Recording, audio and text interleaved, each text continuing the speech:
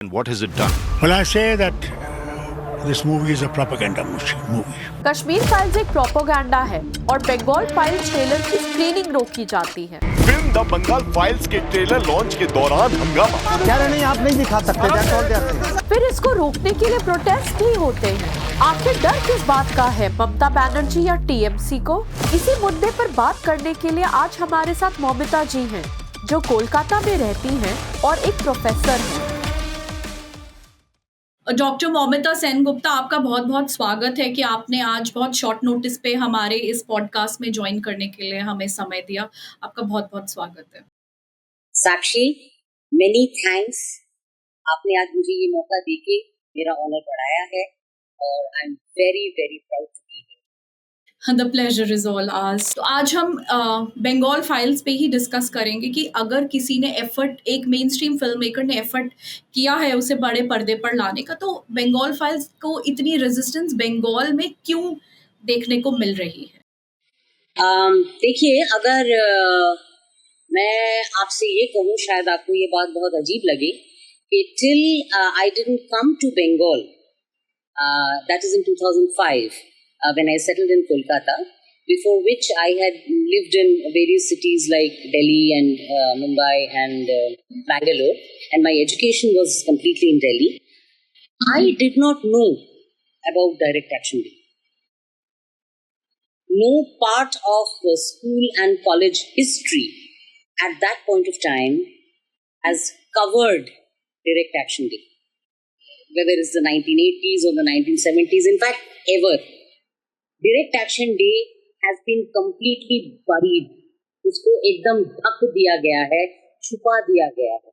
मुझे Direct Action Day के बारे में पता नहीं था। मैं जब यहाँ पर आई तब बहुत कुछ ऐसा जो हमने कभी सुना ही नहीं था कि ये सब हुआ है बंगाल में, तब हमने ये सब जाना। और तब मुझे पता लगा कि Direct Action Day क्या था, किस किस्म की विभीषिका Direct Action Day थी, ये हमें तब पता चला। और जब मैंने ये पहली बार सुना, I was with a group of friends, और मेरा सबसे पहला रिएक्शन ये था, और आप इस बारे में बात नहीं करते हो, ये आप लोगों के लिए इम्पोर्टेंट नहीं है इस चीज को दोहराना, बार बार दोहराना। आप इस चीज को एक इस तरीके से बोलते हो कि चलो हो गया तो हो गया, हुआ तो हुआ, जैसा मतलब हमारे बहुत बड़े बड़े सेकुलरिस्ट बोलते हैं।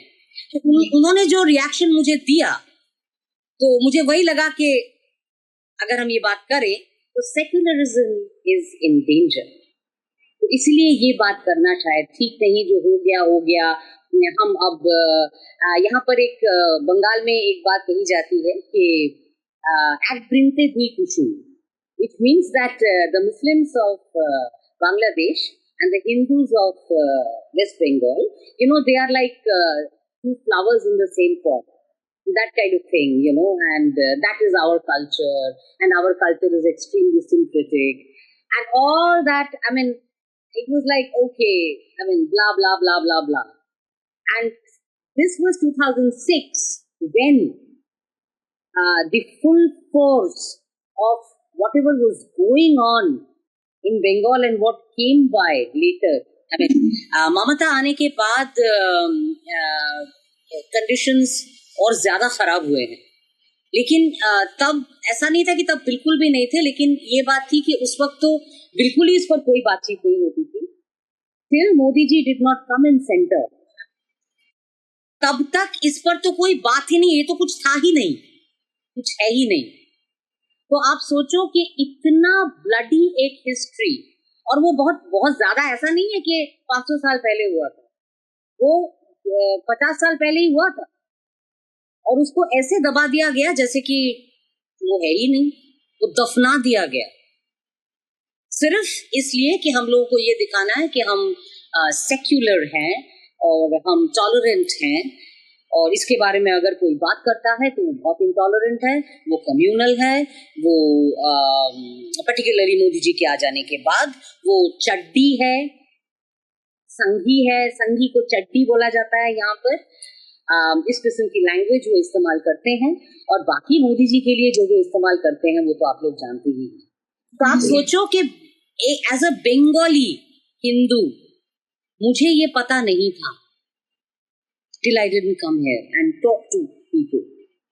तो आप सोचिए किस हद तक ये जो एजुकेशन सिस्टम को लेफ्टिस्ट ने कैप्चर करके रखा है, not just in India but all over the world, ये किस तरीके से हिस्ट्री को डिस्टॉर्ट करते हैं. ये डिस्टोरियंस नहीं है, ये डिस्टोरियंस हैं. तो इतना बड़ा डिस्टॉर्शन. और भी कई ऐसे इवेंट्स हैं जो हमें पता नहीं चले, जैसे किशोर कुमार नाइट कितने लोगों को पता है, लेकिन वो एक ऐसा शर्मनाक हिस्सा है लेफ्टिस्ट रूल का कि आप सोच नहीं सकते हो. The fact that Birla patriarch was paraded without his clothes on in the streets of Kolkata, after which the Birlas moved out of Bengal by the leftists. तो ये जो है basically ये जो tendency है to not acknowledge whatever has happened to Hindus there, यहाँ पर हिंदुओं के साथ जो कुछ हुआ, क्योंकि ये सिर्फ डायरेक्ट एक्शन डे शायद सबसे ज्यादा ब्लडी है, लेकिन ऐसा नहीं है कि बाकी और कुछ हुआ नहीं है. यहाँ पर नुआखाली भी हुआ है, यहाँ पर मोरिच छापी भी हुआ है, यहाँ पर आनंद मार्गीज को भी ब्रॉड डेलाइट में सब मतलब राह चलते सब एक बड़े रास्ते पर they were shot dead point blank 45 आनंद मार्गीज. ये भी हुआ है और ये और रिसेंट हुआ, 70s में हुआ है, 80s में हुआ है, और हमें कुछ नहीं पता. कुछ एक as a Bengali Hindu I did not know any of this till I did not come to Kolkata. तो आप सोचिए किस हद तक नरेटिव को जो है यहाँ पर लेफ्टिस्ट ने कैप्चर करके रखा है, और ये लेफ्टिस्ट का ही शायद वेनम है जो इस हद तक इसने लोबोटोमाइज ही बोलूंगी मैं, लोबोटोमाइज या zombieize, I mean that's the kindest word that I can use यहाँ के हिंदूज को, कि उन्हें ये सब कुछ नजर ही नहीं आता, उन्हें इनसे कोई फर्क ही नहीं पड़ता. उनको बस ये लगता है कि RSS is the most dangerous organisation. Propaganda, power of propaganda. या प्रोपेगेंडा नहीं, I think it is this leftist thought. But that has been propagated, and it has been propagated so well कि हम the lines between truth and perception have blurred. They have been completely blurred. The fact that leftism has been so successful in places like Bengal and Kerala probably is because that these were the states which had a lot of talent, a lot of intellect in them. Exactly. And that intellect was captured. Absolutely. That venom was spread. And may, of course, the Congress dispensations, one after the other, the Gandhi family dispensations, helped. क्योंकि उनका तो agenda ही यही था. बिल्कुल. मतलब कांग्रेस का बनने का एजेंडा, एक कांग्रेस को किसी हिंदू ने नहीं बनाया था ना, कांग्रेस बनाया था एक इंग्लिशमैन ने. जी. कांग्रेस बनी ही इसलिए थी कि इंग्लिशमैन का राजा यहाँ पे चलता रहे, और उस राज को चलाने के लिए सबसे अच्छा मेथड जो था वो ये था कि हिंदू मुस्लिम को डिवाइड कर दो, और मुस्लिम्स को यूनाइटेड रखो और हिंदूज को डिवाइड करो. Absolutely. So only narrative which was ever told about the Hindus was patriarchy, of superstition, of caste system. इससे ज्यादा हिंदूज कुछ थे ही नहीं. एक 5,000-6,000 year old civilization was again completely buried. हमें पता क्या था? इसके बारे में कुछ नहीं जानते थे हम लोग. I mean ये एक I teach IKS actually. मेरे यूनिवर्सिटी में I happen to be the IKS specialist. मैं काफी बीबीए को, बीसीए को, बीटेक को I teach IKS, Indian knowledge systems, जो पेपर इंट्रोड्यूस किया गया है आफ्टर द एनईपी 2020. जी. और मेरा तो पर्पस बिल्कुल है, मतलब मैं उसमें कोई किसी तरह की ये नहीं कि I try to be very nice. मैं ये बहुत क्लियर कट बताती हूँ किस तरीके से आई एम एन एजुकेशनिस्ट. इसलिए मैकॉलेज एजुकेशन सिस्टम ने किस तरीके से गुरुकुल सिस्टम को ध्वंस कर दिया है 150 साल, और वही मैकॉलेज सिस्टम जो है जो कि कांग्रेस सपोर्ट करती थी और जिसको नेहरू गांधी फैमिली ने उसी को चलाया है। एजुकेशन में कोई चेंज आया नहीं। तो 150 साल से अगर वही एजुकेशन सिस्टम हम लोगों को, जिसमें ये बताया गया है कि ये जो हिंदू फिलॉसफी है या ये this is extremely superstitious, this is extremely misogynistic, this is extremely backward, और अगर हम लोगों को प्रोग्रेस करना है तो हमको वेस्टर्न साइंटिफिक मॉडल को एक्सेप्ट करना है। और उसमें भी सबसे बड़ी बात ये है कि आप लोगों के लैंग्वेजेस, तो ये लैंग्वेजेस से क्या होगा, इंग्लिश सीखिए, इंग्लिश की सुपीरियोरिटी, क्योंकि English is the language of the queen. और अगर आप ये बोलते हैं तो अभी भी 90% ऑफ इंडिया, अगर उनके सामने आप इंग्लिश बोलेंगे तो उनको ये लगता है कि आप एजुकेटेड हो, आप इंटेलिजेंट हो, आप इंटेलेक्चुअल हो, आप सोफिस्टिकेटेड हो। एक दो लाइन की इंग्लिश जो है ऐसा पॉजिटिव इंप्रेशन जमाती है लोगों पर, चाहे वो किसी भी किस्म का इंसान हो। लेकिन इंग्लिश अगर बोलता है तो ठीक है, उसकी एजुकेशन बहुत अच्छी है। तो ये चीज अभी भी हमारे जहन में भरा हुआ है। और वो इसीलिए भरा है क्योंकि 47 में जब पावर ट्रांसफर हुआ था, ब्रिटिश से मार्क्सिस्ट के हाथ में आया, और तब से हम आइडियोलॉजिकल सबवर्ट्स की तरह चले जा रहे हैं। We are the brown sepoys, and that is exactly we have failed to question. जैसा आपने बोला, इतना कुछ हुआ, हम ओके हैं, हम सवाल ही नहीं पूछते हैं। We have lost that objectivity because we are ideological सबवर्ट्स।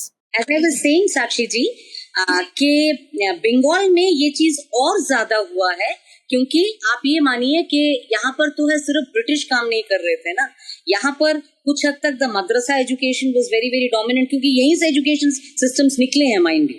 और यहाँ पे बहुत बड़ा इन्फ्लुएंस था जेसुइट इंस्टीट्यूशंस के एजुकेशन का।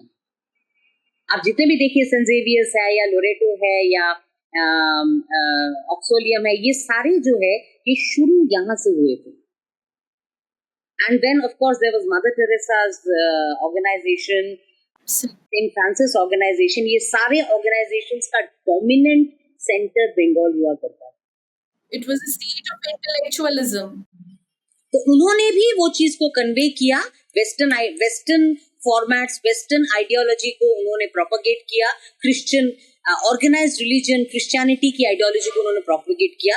उसमें उन्होंने इस्लाम को पॉजिटिव रखा, क्योंकि इस्लाम भी कुछ हद तक ऑर्गेनाइज्ड रिलीजन है, बहुत सिमिलर टू क्रिश्चियनिटी है, एक बुक के ऊपर आधारित है। आप क्वेश्चन नहीं कर सकते उसको। There are dos and don'ts and that's that. Absolutely. हमारे कल्चर में जो शास्त्रार्थ की कोई परिभाषा ना क्रिश्चियन रिलीजन में है और ना ही इस्लाम में है। तो ये दोनों तो साथ साथ चले, और इन्होंने जो है बंगाल को और ज्यादा, मतलब ऐसे ही उनके अंदर ये लेफ्टिज्म था और उसके साथ ये भी चला, क्योंकि लेफ्ट और क्रिश्चियनिटी एक साथ ही चलते हैं, they find support in each other. चीज जो है ये बंगाल में और ज्यादा काम की। तो जितना थोड़ा बहुत जो एक रिसर्जेंस हो सकता था हिंदू वैल्यू सिस्टम्स का, सनातन वैल्यू सिस्टम्स का, दो रामकृष्ण मिशन, भारत सेवाश्रम, ये इस तरह के ऑर्गेनाइजेशंस जो है कुछ हद तक कोशिश कर रहे हैं, लेकिन जो चर्च है और जो मदरसा एजुकेशन, ये बहुत ज्यादा डोमिनेंट है, और उसको एनकरेज किया है यही this intellectual class of Bengalis who don't really who probably justify in their minds whatever happened, कि भी यार हिंदूस तो ऐसे ही हैं, इनके साथ तो यही होना चाहिए। But they belong to the same family tree of those Hindus who suffered. Why do they conveniently forget that? वही बता रही हूँ ना, वो उन्होंने जो है अपना जो जेनेटिक सिस्टम भुला दिया है। अब आप देखिए ना, मेरा जो फैमिली ट्री है, माई ग्रैंडफादर, उनके भी फादर जो हैं, वो थे, he was from the present Bangladesh at that point of time in India, and my father too was, my grandfather was, in fact he was with the British Army, and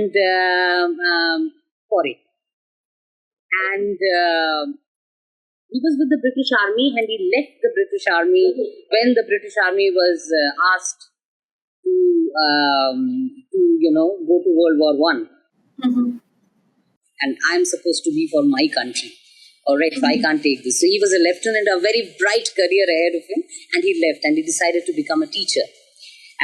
So he, he was such a great teacher that even present day, there is a school in his name in Faridpur district in Bangladesh. Wow. Lineage he had. Now, this entire narrative of the Brahmins being, they treating women very badly, they're treating, lower caste people very, very badly, and the worst possible thing these people were. All these narratives are essentially part of atrocity literature. We really don't know the atrocities because, I'm talking about my family. He had some land of his own and, some little crops and all used to be there in my grandfather's family. And they used to have this dalan where 50 poor people every day were fed. And they were fed by my grandfather himself. Wow. He would grow these crops and they have to participate. And he used to feed them himself. So, if this is Brahmanical patriarchy, then I will have... Be it. So be it. All right. Acha, they say that,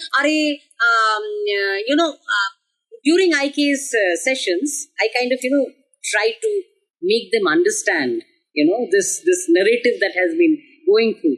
तो एक student मेरे से पूछता है, ma'am आप तो बोल रहे हैं कि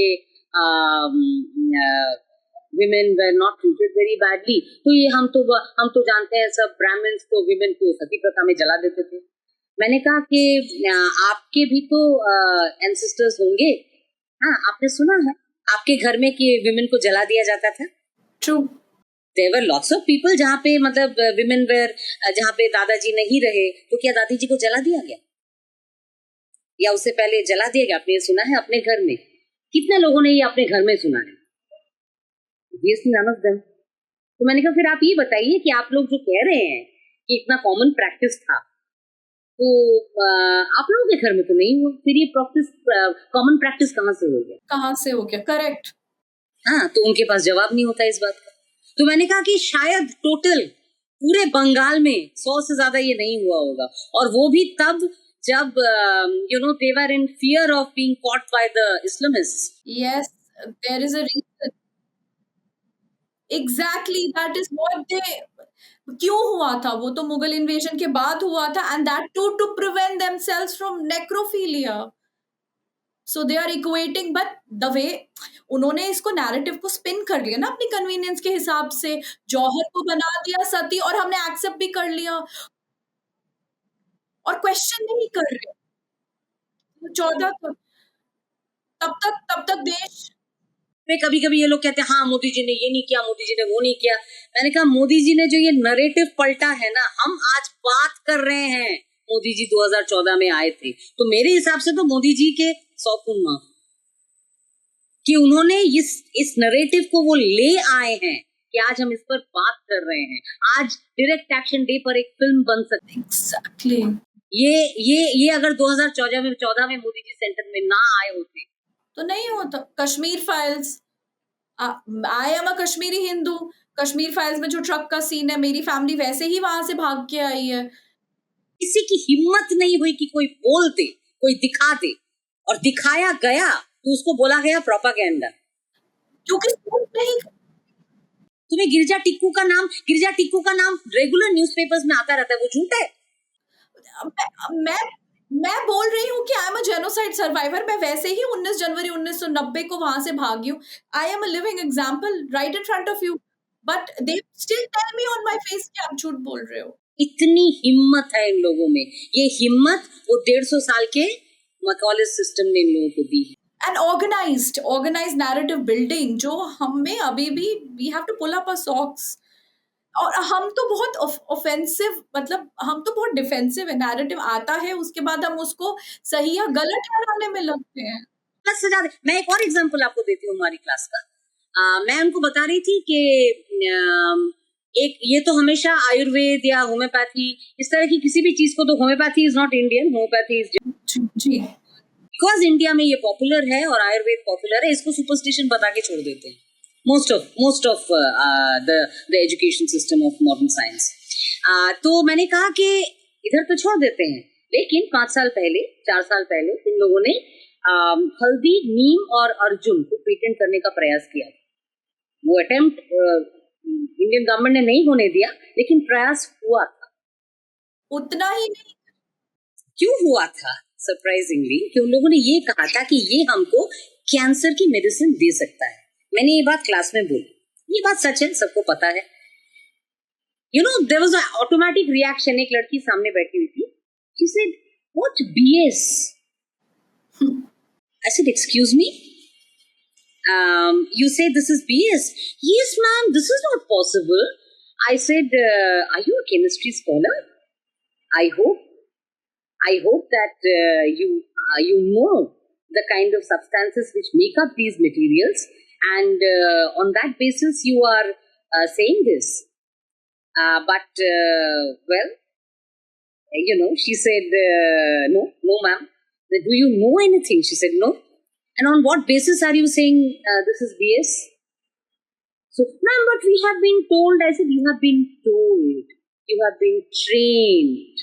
You have been brainwashed to the extent that this is an automatic response that you have. तो फिर मैंने बोला, अच्छा आप एक बात बताओ, चोट पे हल्दी लगाती है तो चोट ठीक हो जाती है कि नहीं? हाँ मैम, ठीक हो जाती है। क्यों ठीक हो जाती है? क्योंकि वो चोट खाई जो सेल्स होती है, हल्दी, because of the curcumin content in it, provides you with the capacity to regenerate the cells. तो अगर ये स्किन के ऊपर काम कर सकता है, तो ये स्किन के अंदर काम क्यों नहीं करेगा? डैमेज ही तो सेल्स होते हैं ना कैंसर में, तो क्यों नहीं उनको रीजनरेट करा सकता अगर स्किन के ऊपर करता है तो? हाँ मैडम, ये बात तो ठीक है। मैंने कहा तो फिर ये BS कैसे हुआ? कहते देखिए मैडम, सॉरी, सचमुच हम लोग का इमीडिएट रिएक्शन होता है, हम बिना सोच समझ के बोल देते हैं। तो मैंने कहा कि ये आपकी गलती नहीं है, आपको ये सिखाया गया है, लेकिन इस सोच से आप बाहर निकलिए, आप लोग रिसर्च कीजिए और तब आप देखेंगे कि जो हम कह रहे हैं वो सही बात है जी। तो चुप हो गई लड़की। लेकिन मैं बता रही हूँ आपको, ये रेगुलर मुझे ये चीजें IKS में फेस करनी पड़ती हैं। I was talking about the father of surgery being Sushruta. They initially didn't believe it. मैंने कहा राइनोप्लास्टी चेक करो, वो तब गूगल देख के उनका स्टैचू ऑस्ट्रेलिया में है। आई थिंक मेलबर्न मेडिकल के किसी हॉस्पिटल, बहुत रिनाउंड हॉस्पिटल में, if I am not wrong, but for sure it is in Australia. And यहाँ पे किसी को पता ही नहीं है। और अगर हम बोलते आयरलैंड एंड बर्लिन, और मुझे ये लाइब्रेरीज और म्यूजियम्स जाने का बड़ा शौक है जी। एस्टर बीटी लाइब्रेरी डबलिन में और द बर्लिन पब्लिक लाइब्रेरी, ये दोनों जगह मैं गई हूँ जी। ओरिजिनल टेक्स्ट हैं, कई संस्कृत के कई मैन्युस्क्रिप्ट्स जी जी। और मैं जब वहां पे गई तो मैंने पूछा कि आपने ये संभाल, आप संस्कृत जानती हैं? अरे ये तो बहुत ग्रेट लैंग्वेज है। मैंने कहा क्यों ग्रेट लैंग्वेज? मैंने पूछा क्यों? तो ही सेड कि आपको तो पता ही होगा कि हमने काफी हद तक मशीन लैंग्वेज डेवलप की है, जर्मन्स और आयरिश ने की है ज्यादा। कहते हम इसीलिए कर पाए हैं क्योंकि हमने संस्कृत पढ़ा है। इससे ज्यादा साइंटिफिक लैंग्वेज और कोई है ही नहीं। लेकिन यहाँ के लोग तो बहुत, जब ये अभी न्यूज आई थी recently, so we were like making fun, making mockery, and that is how the Macaulay system has made us to despise our own. Now Momita ji, coming back, जो आपने बोला we can relate it historically, और this is exactly why we suffer from Stockholm syndrome. तो चाहकर भी हम उससे बाहर नहीं आ पा रहे, इट्स अ वेब। तो जैसा आपने बताया कि आपकी फैमिली फरीदकोट बांग्लादेश से थी, तो हम चाहते कि आप हमारी ऑडियंस को ये बताएं कि किन सर्कमस्टांसेस में उनको वहां से आना पड़ा, क्योंकि आई am a genocide survivor my self, your family is a genocide survivor. तो अगर आप बता सके एज अ बंगाली हिंदू। यकीन नहीं कर सकते, मेरे फादर बहुत साल तक बात नहीं कर पाते थे, इतना उनके दिमाग में वो जहन में वो इतना ट्रॉमा था। हम जब काफी बड़े हुए हैं तब हमारे फादर ने हमको बताया है कि एक कपड़े में आए थे। My दादी जी, she tried to carry some gold ornaments, तो सी के लाई थी साड़ी के अंदर, जो कोशिश किया था उन्होंने। तो पूरे women were body searched, जब बॉर्डर क्रॉस कर रहे थे। तो मेरी मेरी दादी उन दिनों भी she was a very beautiful woman and तो उन्होंने बॉडी सर्च करके वो गहने निकाल ली। तो मेरी दादी ने बोला कि आप ऐसे कर रहे हो, एक लेडी के साथ आप ऐसे कर रहे हो, साड़ी वाड़ी पकड़ के आपने निकाल लिया। बोले जे तो दे सेड मशी आप बहुत लकी हैं कि आज हम हैं और हम विमेन को ऐसे अटैक नहीं करते, तो हमने बस ये ले लिया और हम कह रहे हैं आप जाइए। ये एक आध दिन कुछ ऐसे भी यहाँ पर ऑफिसर्स होते हैं जो उसके बाद भी शांत नहीं होते। ये बात उन्होंने बोला था और मेरे फादर तब थे, he was 12 years old then, और उन्होंने ये बात सुनी थी। तो 11 तो आप सोचो फिर इस सर्कमस्टांसेस में वो आए थे कलकत्ता, और वो एक वो कच्चा घर था शुरू में, जो है ना जैसे झोपड़ी होती है ना, उनका दालान था अपना, अपने पेड़ थे, अपना पोखरा था, और वो इंसान वो लोग आके एक झोपड़ी में रहते थे उतने सारे लोग। और मेरे तब 2 of his sons were थोड़ा बहुत छोटा मोटा काम करते थे, उससे चलता था, तो भी बहुत मुश्किल था। मेरे दादाजी को पता नहीं he told me कि वो मीलों चलते थे, चल के किसी तरह कुछ ट्यूशंस कमा लेते थे, कुछ करते थे। और एक बार 8 मील चल के वो एक स्कूल में गए थे, वहां पर एक जॉब की ऑफर थी संस्कृत और इंग्लिश टीचर के लिए। तो प्रिंसिपल वाज उनके एक छात्र जो आ गए थे पहले ही, तो उनको देख के तो वो पैर पड़ गए, कहते मास्टर जी जिस स्कूल में मैं प्रिंसिपल हूँ, मैं आपको वहां पे टीचर कैसे बनाऊं? आज मैं जो कुछ भी हूँ आपकी वजह से हूँ। ये फिल्म लगती है लेकिन ये सच है। तो उन्होंने बोला कि देख बेटा, मेरे को तो इस जॉब की बहुत जरूरत है, तो मेरे को जॉब दे दे। तो उन्होंने बोला कि ठीक है, मैं एक अलग रूम आपके लिए रखूंगा, आप वहां बैठेंगे और आप जरूर पढ़ाइए इनको। ये तो बहुत लकी है कि इनको आप मिले हैं, ये हमारा ऑनर है कि आप आके यहाँ पे पढ़ा रहे हैं। तो तब वो इंग्लिश और संस्कृत वहाँ पे पढ़ाने लगे, और तब थोड़ा सा सिचुएशंस चेंज। उसके बाद हाँ ऑफकोर्स फिर गवर्नमेंट का ग्रांट वैंट भी मिला, छोटा सा घर उन्होंने बनाया, जो भी है। लेकिन ये शुरू के कुछ सालों की बात मैं आपको बता रही हूँ जी। तो इस किस्म का जो है फेस किया है उस तरफ से जो बंगालीज आए हैं। और आज डायरेक्ट एक्शन डे की बात नहीं हो सकती है, तो भी डायरेक्ट एक्शन डे हो भी जाता शायद। ये लोग बता रहे थे, जब हम सुन रहे थे कि उसको भी ले लेंगे, हम लोग वहां पे बोल रहे थे कि ऐसा मत कीजिए, लेकिन वो बोल रहे थे हमारे हाथ में कुछ नहीं, ये तो सब नेहरू और जिन्ना करा रहा है। तो उसके बाद good thing at least is that मेरे फादर ने वो किलिंग्स नहीं देखी, किलिंग्स नहीं देखी directly.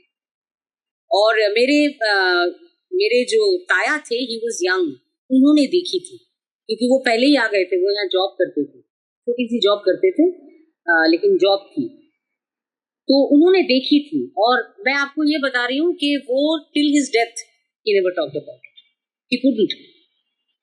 Must have been so gory. वो नहीं बात कर पाए, लेकिन उन्होंने देखी थी।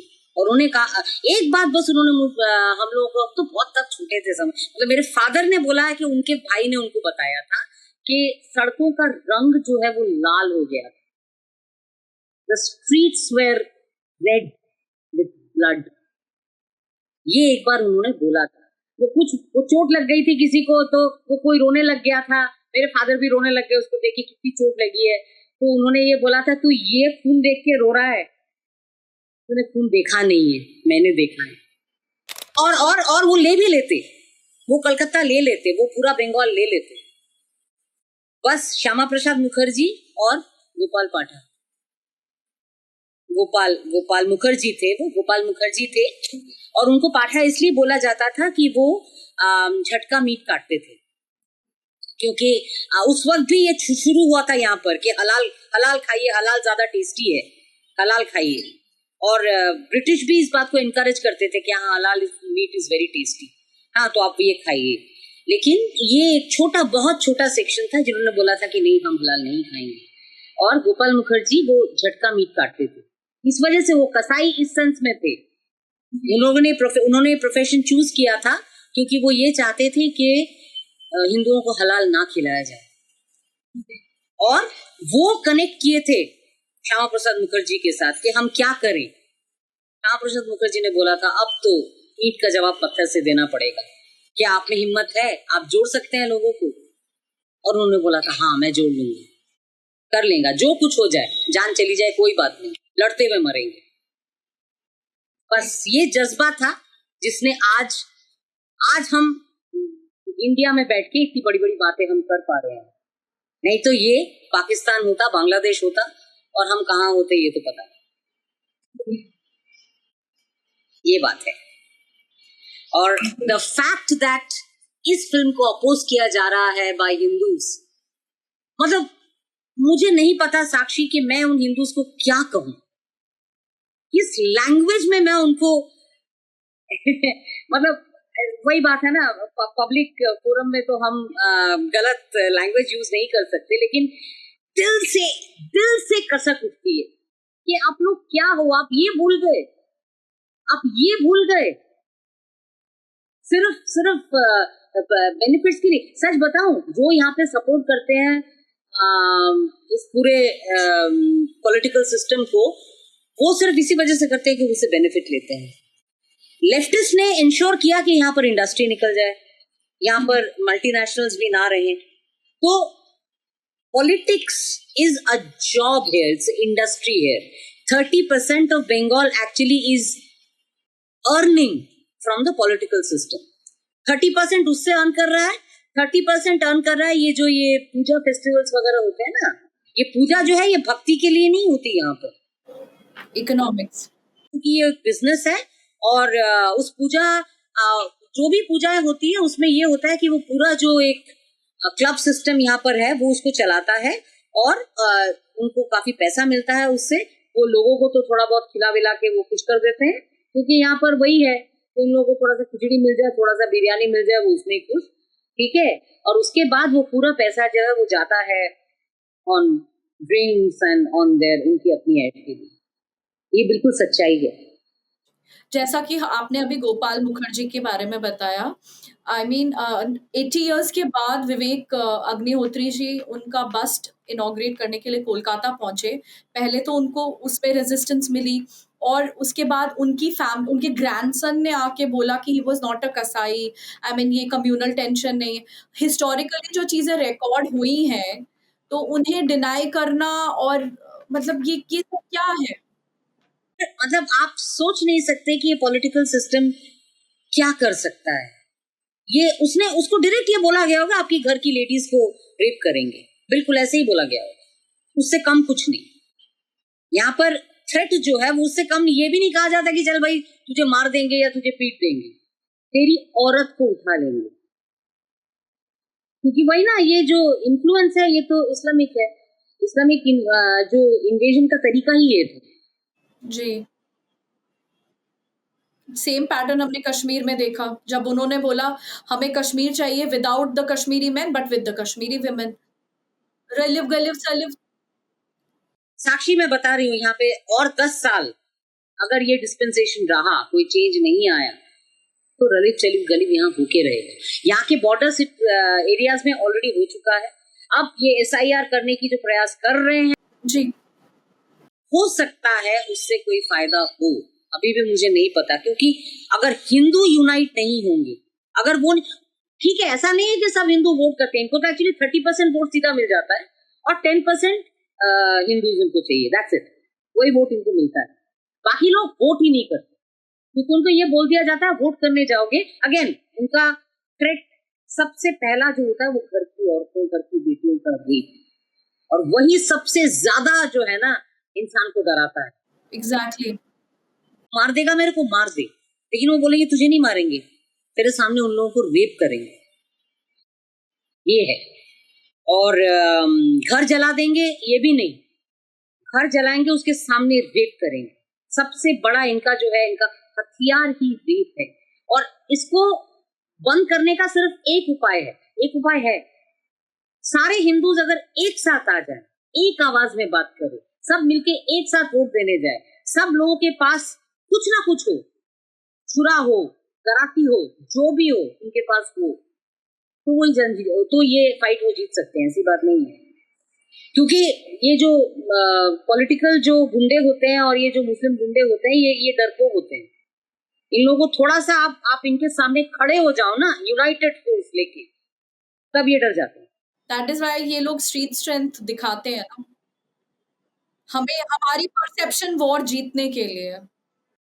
तो अगर हिंदूज एक बार ये कर लें सब मिलके एक बार, तो ये वोट भी जीत सकते हैं, और उसके बाद ये जो अत्याचार यहाँ पे हो रहा है, ये जो खतरा हमारे ऊपर मंडरा रहा है, ये जा भी सकता है। और यही ये लोग, इसी बात से इनको डर लगता है, इसी वजह से ही ये इस किस्म की फिल्में, ये कुछ नहीं दिखाना चाहते। ये चाहते हैं कि बस इस्लामिस्ट खुश रहें और इनको वोट नहीं करें, इन्हें कोई फर्क नहीं पड़ता। जो आपने वोट की बात कही, मेरी हाउस हेल्प जो है, शी इज़ अ बंगाली, और वो अभी जो 24 में इलेक्शंस हुए थे, उसने एग्जैक्टली बताया कि उन जिस एरिया में वो रहते हैं, वो बीजेपी को वोट करते हैं, उनको बाहर ही नहीं निकलने दिया। उसके फादर इन लॉ की वो मछली बेचते हैं, उनको 1 महीने तक उनको बाहर ही नहीं निकलने दिया। How they survived was on rice and salt. Rice घर पे था, जितना था उतनी ही सप्लाईज उन्होंने पूरी उसकी फैमिली ने मैनेज की है। एंड इसके बावजूद भी अगर लोग बोलते हैं कि सेक्युलरिज्म इज इन डेंजर, सो क्या ही बोले, शब्द शब्द ही नहीं बचते इस चीज को डिस्क्राइब करने के लिए। हम I came to Kolkata, I was a very social individual. मैं काफी कई तरह की इवेंट्स में मेरा आना जाना होता था। अच्छा लगता था मेरे को, एक कल्चर का जो एक ये है, I used to be interested in music, dance, art, तो इस तरह की चीजों में मैं इन्वॉल्व होती थी। धीरे धीरे मुझे क्या बताऊं, आई एम सो डिस्गस्टेड, मुझे एक खिन्न आती है यहाँ पे उस तरह की इवेंट्स में जाने में, और वहाँ पे लोग आराम से अपना they are sipping their wine and they are talking about Rabindranath. Rabindranath would have cried had he seen the condition that Bengal is in. तो ये बात है, और तो इसीलिए ये डरना तो ये तो लाजमी है कि ये लोग डराएंगे। ये लोग नहीं चाहते कि वो बातें हों, ये लोग नहीं चाहते कि इस पर नरेटिव तैयार हो, क्योंकि 10% लोग भी अगर इस फिल्म को देख के उन्हें लगता है कि यार हम किसको सपोर्ट कर रहे हैं, अगर 10% भी ऐसे 5% भी है तो इलेक्शन घूम जाएगा। देखिए, कश्मीर फाइल्स के बाद बहुत चेंज आया था, लोगों में अवेकनिंग आई थी। मेरे साथ जो मेरे कलीग्स थे या मेरे कॉलेज में फ्रेंड्स पढ़ते थे, I got a call from all over the world कि हमें नहीं पता था आपकी कम्युनिटी ने इतना फेस किया है। सो अवेकनिंग आएगी, बट जैसा आपने कहा कि अगर हिंदू ये करे तो हिंदू कर क्यों नहीं रहे हैं? वही ना, डर जाते हैं। मतलब आप देखो, ये जो ये हाउस हेल्प की बात है, एक फैमिली वो अलग अलग है, हर फैमिली को ऐसे डरा रहे हैं। एक बार अगर वो सारे लोग मिलके कितने लोगों को मारेंगे, कितने लोगों को जलाएंगे। बट आपको पता है, उसकी फैमिली ने, इसकी family did not cow down, and she is so proud of the fact that कि वो 1 महीना भूखे रहे, लेकिन उन्होंने, they did not succumb to the pressure. वही बात है, तो ऐसे नाम निकलेंगे, लेकिन ये प्रोसेस स्लो है, ये प्रोसेस स्लो है और हमारे पास टाइम नहीं है। कितना सब आप बोल रहे प्रोसेस स्लो है, कब तक? I mean it's already 80 years have passed, अभी कितना वेट करना है? डेमोग्राफिक शिफ्ट हो चुका है। बंगाल के पास, मैं बोल रही हूँ, भारत के पास समय नहीं। फिर भी बाकी स्टेट्स में ना थोड़ा ये जागरण आया है, people have change, pattern similar है। लेफ्टिस्ट वेनम जो है ना, ये मतलब ये बिल्कुल ट्रक की तरह घुस चुका है इनके सिस्टम में। तो आप सोचो, दुर्गा पूजा को दुर्गा पूजा नहीं बोला जाएगा, वो कम्युनल है, शारद उत्सव बोला जाएगा, जिसमें इट्स अ फेस्टिवल ऑफ शरद ऋतु, जिसमें किसी तरह का कोई रिलीजियस एंगल नहीं है। ये अभी हो रहा है वहां पे। दुर्गा पूजा को दुर्गा पूजा क्यों बोलना है? शारद उत्सव कहते हैं कि धर्म जार जार उत्सव सबार, माने they are encouraging the Islamist to come and participate in Durga Puja. वो बात और है कि ये लोग जाके मदरसों में मजारों में जाके मत्था टेकते हैं, वो लोग कभी नहीं आते मंदिरों में। हाँ, लेकिन वो पूजा पंडाल में आते हैं, पंडाल में आके ये बोलते हैं कि देखो हम लोग तो कितने सेकुलर, लेकिन पंडाल में तो कोई पूजा हो ही नहीं रही है, वहां पर तो सिर्फ मस्ती हो रही है। Bengal sells liquor which is equal to the entire country in those 5 days. तो दुर्गा पूजा का मतलब ये है कि आप खूब खाएंगे पिएंगे, मस्ती करेंगे, यही सब, सजेंगे धजेंगे। पूजा का उसमें कोई खास रेलेवेंस जो है वो है नहीं। तो इस वजह से ही जो एक कम्युनिटी बिल्डअप है टुवर्ड्स सनातन, वो कम्युनिटी बिल्डअप भी नहीं हो रहा है यहाँ पर, क्योंकि जो कम्युनिटी बिल्डअप के जो साधन है उन लोगों को तो गलत तरीके से इस्तेमाल किया जा रहा है। तो आप क्या बोलेंगे उसमें? और फिल्म्स, हर फिल्म हिंदूफोबिक, हर फिल्म हिंदूफोबिक, इस हद तक हिंदूफोबिक के your flash crawls even watching it, इस हद तक हिंदूफोबिक। लेकिन उसको ऐसा एक बड़ा अच्छा सा एक बड़ा उसमें जैसे कुछ शिक्षा है, ऐसे गार्ब में ढक दिया जाता है। रिसेंटली एक फिल्म आई थी लोकी चले essentially says that the Muslim doctors are, they are very progressive, and the Hindu community in the villages is extremely backward, and they are torturing women, they are not allowing them to have a scientific birth, और इस वजह से women are dying, जबकि इससे शायद मतलब झूठ हो ही नहीं सकता है, लेकिन ये झूठ जो है वो परोसा गया। और ऐसा ठीक है, ऐसा नहीं कि बहुत लोगों ने देखी थी, लेकिन ऐसी फिल्में बन रही हैं। बट अब जिसने भी देखी होगी उसके तो माइंड में वो परसेप्शन बिल्डअप हो गया होगा ना। तो अब मतलब वो तो वैसे ही मतलब उनके माइंड में तो बना ही हुआ है और स्ट्रेंथन होता है इससे, उनके माइंड में बना ही हुआ है ये। और जब घरों में भी ये बातें नहीं होंगी, घरों में भी कल्चरल एस्पेक्ट्स पे बात नहीं होगी, प्रेजर्वेशन पे बात नहीं होगी, रिलीजियस लाइंस पे बात नहीं होगी, ओके वही this is why Bengal is so difficult to deal with. Culturally aligned है बट रिलीजियसली पे वो बात करेंगे और वो ये बोलेंगे कि वही ना रविंद्रनाथ टैगोर, विवेकानंद, ये लोग ये जो बोलते हैं ये ठीक है, लेकिन ये अभी जो पॉलिटिकल हिंदू सारे जो हैं, हम लोग हिंदुत्व की बात करते हैं, हिंदुत्व को बचाना है, वो गड़बड़ है। एक ब्रिंते दुई खुशी, वो वाला कल्चर ठीक है, लेकिन वो वाला कल्चर तो है नहीं ना। वो तो अपने लाला लैंड में जी रहे हैं अगर वो ये सोचते हैं कि वो वाला कल्चर है। सच्चाई तो बिल्कुल दूसरी है। सच्चाई है कि यहाँ पे रोज लव जिहाद हो रहा है, यहाँ पे रोज professions are being taken over, houses are being taken over. There are areas, huge chunks of villages and towns in West Bengal जहाँ पे आपको जाके लगेगा आप इंडिया में नहीं हैं, आप है ही नहीं इंडिया में। और ये हुए जा रहा है प्लॉरिफुलेशन। मेरा होप तो है SIR, कि SIR जो है इस चीज को शायद किसी तरह से संभालेगा, क्योंकि पॉलिटिकल डिस्पेंसेशन इससे घटिया और फिल्दी पॉलिटिकल डिस्पेंसेशन शायद ही कोई हो। मैंने लास्ट ईयर जब इलेक्शन हुए थे तब बंगाल से एक वीडियो आया था, उसमें एक लेडी को 1000 रुपीज का नोट मिला था एंड शी वाज ब्रैगिंग कि दीदी इज सो गुड, उसने मुझे 1000 रुपया दे दिया, मैंने तो वोट उसी को दिया। तो मैं उससे पूछना चाहती थी कि 1000 रुपया आपके फैमिली का भरण पोषण कितने समय तक करेगा? तो वोट बंगाल का we know the political landscape is so difficult जैसा आपने कहा, बट जो सिविल सोसाइटी का जो उनका दायित्व है, जो उनकी ड्यूटीज है, वो तो सरकार नहीं बताएगी, ना तो वो कोई मोदी जी आके बताएंगे, ना तो वो कोई ममता आपसे छीन सकती है। तो why is it so difficult for them to understand कि क्या हो रहा है? और उससे पहले ही संदेश खाली हुआ था, तब भी नहीं समझे। उन्हें कोई फर्क ही नहीं पड़ता। आई थिंक इट्स होता है ना, कोई this is a state with extremely fertile land, आपको ये जमीन सचमुच सोना है। कुछ भी यहाँ पे मतलब यहाँ पे बीड्स की तरह जैसे चीजें ग्रो करती है ना, आदमी वही खा के जी सकता है। इतना इतना यहाँ पे फर्टाइल लैंड है, पानी यहाँ पे इतना है, वेदर यहाँ का इतना अच्छा है। तो ये लोग जो है ना विद जनरेशंस, इन लोगों को मेहनत नहीं करनी पड़ी ना फॉर फूड, तो इनको ये लगता है कि हमें क्या फर्क पड़ता है, हमको हमारा वो छोटा सा जो लैंड है उसमें हम चावल ग्रो कर लेंगे और हमारा वो पोखरा है उसके अंदर फिश है, हमको मिल जाएगा और बस हम खुश रहेंगे उसमें। हमें तो कभी कभार बिरयानी मिल जाएगी, कभी कभार ये 1000 रुपया 1500 रुपया जो भी है ये मिल जाएगा और बस हमारा काम खत्म।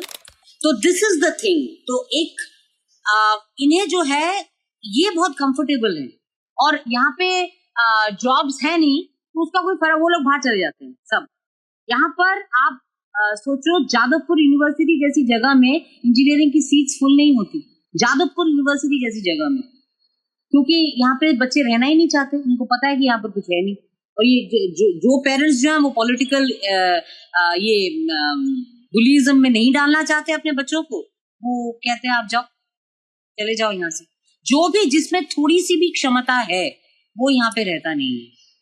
और एज फार एज ये जो एक तबका ऐसा है, ये बांग्लादेशियों का तबका, इनके पास तो सबके पास डुअल आधार कार्ड्स हैं, डुअल वोटर कार्ड्स हैं। तो ये लोग जाके जैसे काम करते हैं गुड़गांव में, बैंगलोर में, आप देखेंगे ऑल द डोमेस्टिक हेल्थ जी वर्कर्स जो है ये सब ये लोग हैं जी, इनके कार्ड्स बन जाते हैं और इलेक्शन के समय इन लोगों को यहाँ पर टिकट्स मिल जाते हैं आने के लिए। जी करती है तृणमूल, वो आ जाते हैं यहाँ पे और वहाँ पे इन लोगों को खूब से खाना खिलाया जाता है, यहाँ तक कि औरतें प्रोवाइड की जाती हैं कि आप खुश रहो और आप हमको वोट दो फिर वापस चले जाओ।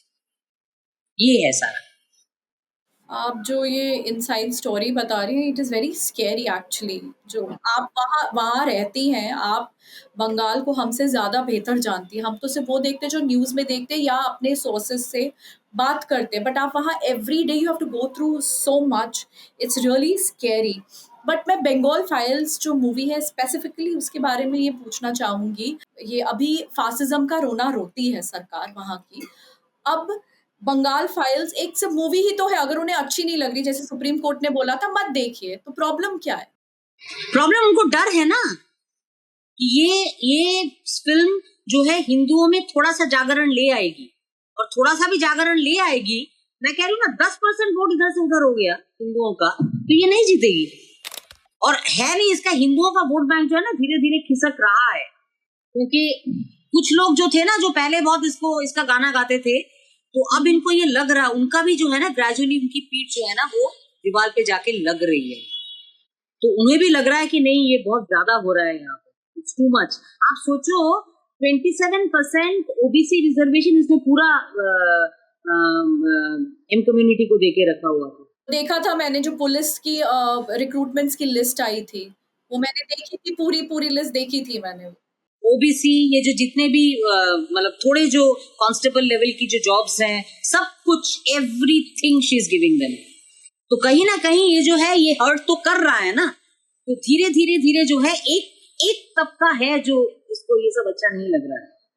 या आप अगर मार्केट्स में जाओ ना, जैसे इन हिंदू गांव की जो मार्केट्स हैं, वो टेकन ओवर बाय देम, सब उनके पास दुकानें नहीं है, दुकानों से वो आके उन लोगों को उठवा के और वहां पे बिठा देते हैं, और फिर जो है इनकी मतलब ओब्वियसली इनको फाइनेंशियल प्रॉब्लम्स होती है, और तब ये जाके इनकी बेटियों को अटैक करती है, बेटियों, तब ये लव जिहाद होता है।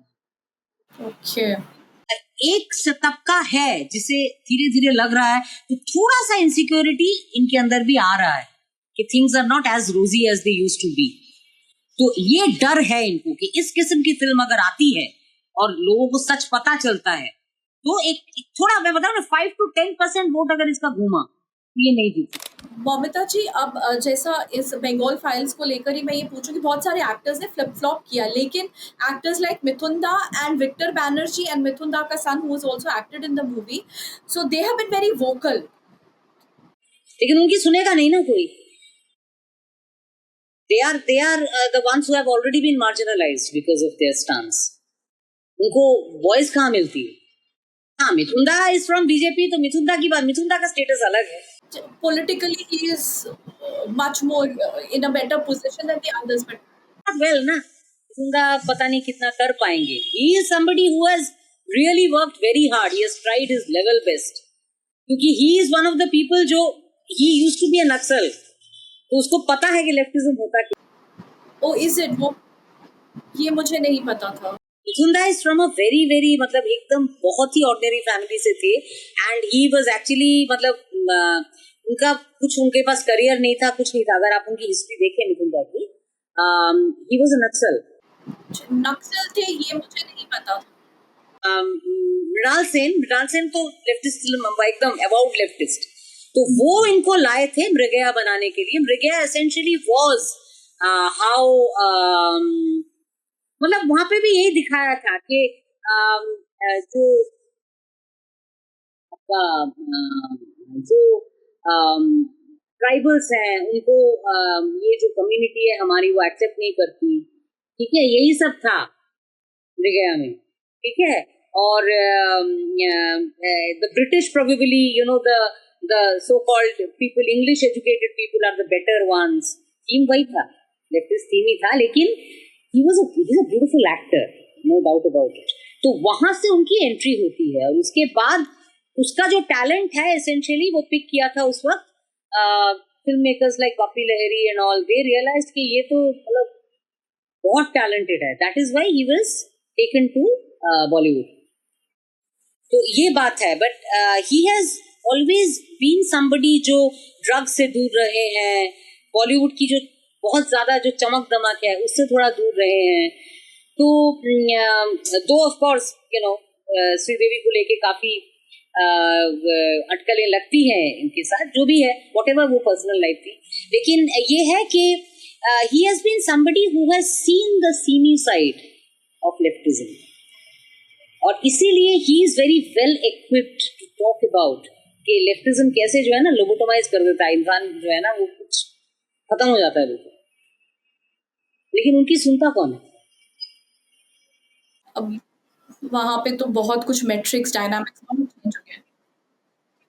एक्टर विक्टर बैनर्जी वाज जब 80s में, जब ये कोई था नहीं यहाँ पे बीजेपी का बोलने वाला कुछ और कुछ, मतलब वहां तो उस दिनों तो बात होती, बंगाल वाज कंप्लीटली लेफ्टिस्ट. तब वो राइट विंग थे Victor Banerjee. And he suffer, he could have been the एकदम टॉप नॉच यहाँ पे फिल्म इंडस्ट्री में हो सकते थे. उनका जो टैलेंट था, उनका जो लुक्स था, लेकिन उनको काम करने कहाँ दिया गया. आज भी वो even at this age he is far better than a lot of far better than them. Any which ways Moumita ji, एक आखिरी सवाल. एक आम आदमी लाइक यू, अब आप बंगाल फाइल्स मतलब अब वहां रिलीज नहीं हो रही, तो आप कैसे देखेंगे? आप अपनी फैमिलीज को, अपने बच्चों को, नई जनरेशन को कैसे उन तक ये मैसेज कैसे पहुंचेगा? इसीलिए तो मैंने बोला रोनीता को कि बात करते हैं इस पर, कम से कम वीडियो तो जाए. और मेरे हिसाब से हमको छोटी छोटी डॉक्यूमेंट्रीज बना के सोशल मीडिया में लाना पड़ेगा. इनफैक्ट हमारी एक डॉक्यूमेंट्री थी डायरेक्ट एक्शन डे के ऊपर, जो मैं आपको भेजूंगी वो. और इनफैक्ट वो बीजेपी ने भी उठाई थी. मैंने देखी है अभी, आई थिंक आपने रिलीज की थी वो कुछ समय पहले. ये हुआ था 2 साल पहले. उसके बाद उसको दोबारा दिखाते हैं. उसका बंगाल इंग्लिश वर्जन जो है वो मैंने मतलब वॉइस किया था. और Ronita was also part of you know the visuals and all. और उसका जो बांग्ला वर्जन है वो हमारे एक ध्रुवदा है, उन्होंने उसको वॉइस किया था. ये इंग्लिश बांग्ला दोनों में रिलीज हुआ था. और बीजेपी सेंटर ने मेरा वाला उठाया था. In fact they put it on their official website. ये 2 साल पहले की बात है. तो इस किस्म की डॉक्यूमेंट्रीज और बनी, मतलब we have to flood the internet about direct action day. तो ठीक है, फिल्म नहीं देखने दोगे तो ऐसे फैलाएंगे बात को. और फिल्म कितने दिन रोक के रखोगे? ओटीटी पर तो आएगी, तब दिखाएंगे. वो तो ज्यादा बेहतर रहेगा. आई थिंक पीपल अपनी कन्वीनियंस पे अपने मोबाइल में बिना किसी डर के, बिना किसी विजिबिलिटी के आराम से देख पाएंगे. करेक्ट, बिल्कुल. देखिए ये बिल्कुल, बिल्कुल। सबसे पहले तो ओन अप करना पड़ेगा, जैसे आप बहुत अच्छा काम कर रही हैं अपने स्टूडेंट्स को ये एजुकेट करके। तो मौमिता जी, आज हम अपनी वाणी को यही विराम देंगे और बहुत-बहुत धन्यवाद कि आपने हमारे साथ बंगाल की इनसाइड स्टोरी शेयर की एंड हम अभी भी उम्मीद करते हैं कि Bengal files freedom of speech everybody free right to freedom and freedom of speech, ये जो बहुत बड़ी-बड़ी जार्गन्स कर रहे हैं। जी, अब जितने भी एफर्ट्स हम मिल-जुल कर सिविल सोसाइटी कर सकती है, हमें करना चाहिए और हम इस बंगाल फाइल्स के बाद दोबारा आपसे जुड़ना चाहेंगे और जानना चाहेंगे उन लोगों की प्रतिक्रिया जिन्होंने ये मूवी देखी है। तब तक के लिए बहुत-बहुत धन्यवाद। जय हिंद, जय भारत। जय श्री राम।